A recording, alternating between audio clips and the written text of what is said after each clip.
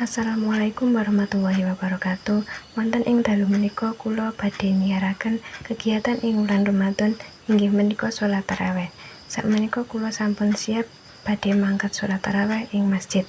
Siaran kula lajengaken ing video sakmenika. Tepangaken nami kula Aditya Rahmadani, NIM 23.1600016 saking program studi pendidikan bahasa dan sastra Jawa Universitas Muhammadiyah Purworejo. Wonten dalu menika kula badhe nyiaraken kegiatan ingkang wonten ing wulan Ramadan inggih menika salat tarawih. Salat tarawih sakmenika dipun laksanakaken wonten ing Masjid As-Sohabi Bilal bin Rabah, Dusun Rejosari, Desa Donorejo. Salat tarawih menika dipun laksanakaken wanci tabuh 7:30 utawi bakda salat Isya. Saksampunipun salat Isya biasanipun sami salat sunah bakda Isya, lajeng dipun terasaken salat tarawih. Salat tarawih dipun imami dening Bapak Kyai Abdul Aziz aminangkani takmir masjid menika.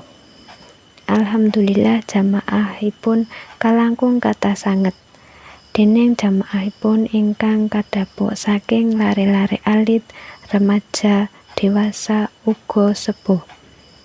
Salat tarawih dipun laksanakaken kanthi 23 rakaat.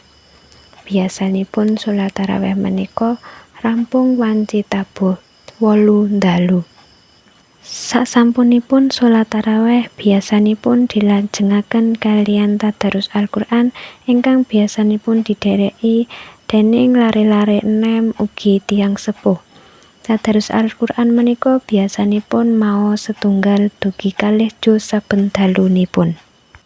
Sasampunipun tadarus Al-Qur'an dilajengaken kaliyan suguhan uba rampe kados pacitan lan unjukan sing disediakaken saking panitia masjid utawi kadang ugi wonten tiyang ingkang sedekah. Cekap semanten anggenipun kula siaran kegiatan ing wulan Ramadan. Kathah klentah-klentunipun nyuwun agunging pangapunten. Wassalamualaikum warahmatullahi wabarakatuh.